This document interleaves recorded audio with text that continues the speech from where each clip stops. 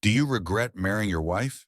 The host thought he had him cornered, but J.D. Vance's response left him scrambling in front of millions. The cameras were rolling, the lights glaring, and the tension in the studio was thick enough to cut with a knife. The host, a well-known liberal commentator, sat upright in his chair, a smirk creeping onto his face as he shuffled his notes. He had done this countless times before, lured a guest in, made them comfortable, then blindsided them with a question designed to put them on the defensive. J.D. Vance, however, was no ordinary guest. Dressed in a crisp suit with a loosened tie, he carried the kind of weathered confidence that came from growing up in the Rust Belt, clawing his way through Yale law, and turning his life into a best-selling book. A U.S. senator with a knack for blunt honesty, he'd faced tougher grilling than a live TV debate. But tonight was different. The interview had been chugging along predictably. Talks about policy, his book Hillbilly Elegy, and of course, his political rise. Then the host leaned forward, resting his elbows on the desk as he tilted his head slightly. His tone was casual, but there was a distinct edge to it. Do you ever regret marrying your wife? The question landed like a punch in the middle of the conversation. The air shifted. There was no mistaking what had just happened. It wasn't curiosity, it was a trap, a calculated jab meant to either bait him into a soundbite that could be twisted or force him into the awkward spot of defending his personal life. A few audience members gasped quietly. Some leaned forward, sensing the moment was about to veer off script. The studio crew knew they had gold. Even the camera operators tightened their shots, ready to catch whatever came next. The host, a man who'd built a career on tripping up guests, barely hid his glee. He'd crafted the question just right, innocent enough to pass as chit-chat, sharp enough to demand a reaction. He'd seen politicians squirm over less, a pause, a nervous chuckle, a dodge, any would do. But J.D. didn't squirm, he didn't dodge, and he didn't chuckle nervously. Instead, he let the question hang. The silence stretched, heavy with unspoken tension. The audience shifted in their seats. He could feel the host eyeing him, waiting for a crack, a flinch, but all he got was a slow, knowing grin.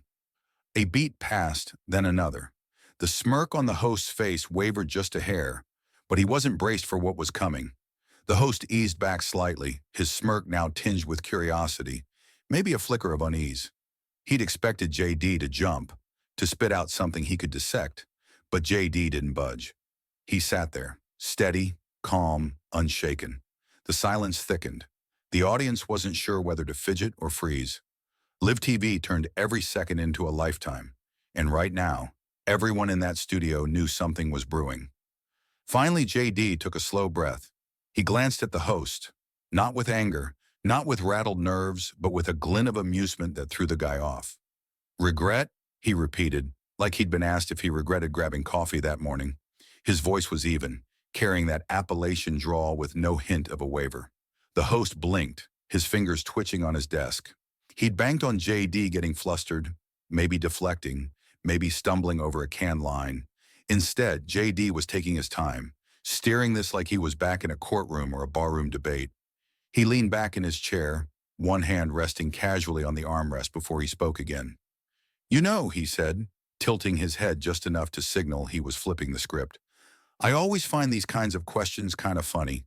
There was grit in his choice of words. He wasn't just responding, he was setting a tone. The host's mouth twitched, maybe to cut in, but J.D. wasn't done. I mean, I could sit here and tell you why I'm damn proud of my wife, her smarts, her backbone, the way we've stuck it out through the mess of politics and all the rest. He paused, then grinned again, his voice steady as steel. But I'm guessing that ain't the clip you're fishing for, is it? The host's face flickered. Just a split second, but the camera caught it. He'd walked in thinking he'd run this show, but somehow J.D. had the wheel now. The audience felt it. He shifted in his chair. Well, I was just wondering, given... J.D. cut in, smooth as gravel. Yeah, given. 'Cause correct me if I'm off, but I don't reckon you've ever hauled a senator's husband in here and asked him if he regrets tying the knot. A ripple ran through the audience. A few nods, a couple of smirks. The host blinked again. I mean, J.D. didn't let him finish. It's a curious thing, ain't it? he went on, his tone still easy, like he was swapping stories over a beer. Folks like me, guys who marry strong women, get hit with this stuff all the time, like it's some big mystery why we'd stick around. But I don't recall you asking the other side if they regret standing by their gals. Now the audience was hooked. The host forced a tight smile, scrambling for traction. Well, I just figured, with your political stances, JD tilted his head. Oh, so that's the game. And just like that, he'd turned it. The host realized, too late, he'd lost the reins. But JD was just warming up. The host cleared his throat, shuffling his notes like a lifeline. He wasn't used to playing catch-up. JD, though, looked like he'd been waiting for this all night. No papers, no script, just him and that hard-earned grit. He leaned forward a touch, locking eyes with the host. "Let me toss one back at you," he said, his voice low but sharp. "You ever ask Bill Clinton if he regretted marrying Hillary?" A quick hush. The host's jaw opened, but nothing came out. The audience lit up. Soft laughs, a few murmurs. They saw where this was going. He wasn't just answering. He was peeling back the host's whole playbook. The host scraped up his voice, though it had lost its edge. "Well, I mean, that's not quite the same." "Ain't it?" JD shot back, eyebrow cocked. "'Cause when a guy sticks by a woman who don't toe the line you folks like, suddenly it's a head-scratcher. But flip it around, and it's just Tuesday. Funny how that works." The audience was all in now, watching the host flail for control. He coughed up a laugh, trying to shrug it off. "I was just giving you a chance to set the record straight, that's all." JD didn't flinch. "And I'm obliged," his tone dry as dust, "but I also know a loaded gun when I see one." More murmurs. The host's smirk was history, and JD wasn't letting up. He shifted, settling in like he owned the chair. "I don't regret marrying my wife," he said, voice like iron. "I'm proud as hell of what we've built. Her work, my work, our family. And if you're asking if I stand by her through the political mud, let me flip that on you." He paused just long enough. "You back every move your wife's ever made?" The host sucked in a breath. The shift was subtle, but JD caught it. "I mean, that's different," he said fast. JD tilted his head. "How's that?" No reply. The audience hung on it, waiting. JD's grin was steady, his drawl unshaken. "'Cause if we're judging marriages by that yardstick, we'd be grilling half the country. But we don't. Only when it fits the story you're spinning." The host darted a look at his producers, fishing for a lifeline. But it was too late. This was JD's turf now, and the crowd knew it. But what came next buried the host deeper. The host let out a short breath, forcing a chuckle.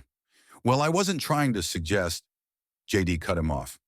"Oh, I know what you were aiming at," he said, voice still calm but with a bite that made the host squirm. "It just didn't hit." The audience erupted. Laughter, a smatter of claps, even a whistle or two. The host, who'd kicked this off with all the swagger, was now clawing for solid ground. He flipped through his notes, hunting for a pivot, but it was pointless. The moment was gone. JD leaned back, waiting. He wasn't tossing him a rope. Finally, the host looked up, pasting on a brittle smile. "I just figured, with a public figure's marriage, folks get curious about the dynamic." JD nodded slow. "Sure, like they were curious about Barack and Michelle when their takes didn't always match, or Ted Kennedy and Joan when she didn't play the perfect political wife. Oh, hang on." He let it dangle, feigning a thought. "Nobody ever asked them that, did they?" More laughs from the crowd. The host's smile was a grimace now. "Look," he said, frustration seeping through. "I was just asking a question." "And I gave you an answer," JD fired back, smooth as a blade. "Trouble is, it ain't the one you wanted." A collective ooh rolled through the audience. A camera guy bit back a grin. The studio vibe had flipped hard. The host felt it. He could try to pivot, but the hit was already landed. The crowd knew it. This was prime replay material, the kind that'd flood social media, get diced up on panels and headlined by dawn. And it did. By the full airing, JD's clip was tearing through the internet. Twitter buzzed with takes, some hailing him for gutting the host's angle, others grasping to prop up the guy's fumble. Memes sprang up. Shots of the host's blank stare plastered political pages. Even pundits who clashed with JD's politics gave a nod. He'd played it with grit and guile. The network, clocking the wildfire, snipped the exchange for YouTube, tweaking it to look like a sparring match. Not a rout, but it didn't stick. Raw footage was out, and the verdict was clear. J.D. Vance had dropped one of the slickest, toughest comebacks in recent TV memory. The host? Trending, sure, but not how he'd planned. But the shock wave didn't stop there. It kicked up more. Fallout hit fast. Outlets raced to spin it.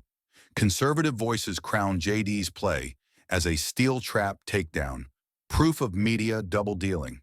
Liberals tried to downshift it. Some said the question got twisted. Others claimed J.D. dodged the meat of it. But it didn't land. The video was everywhere. Twitter, Facebook, Instagram, TikTok. Someone scored his sharpest lines with a beat, looping the host's stunned blinks in slow-mo. In a day, it racked up millions of views. Politicos piled on. Some Dems sidestepped it, dodging the host's mess.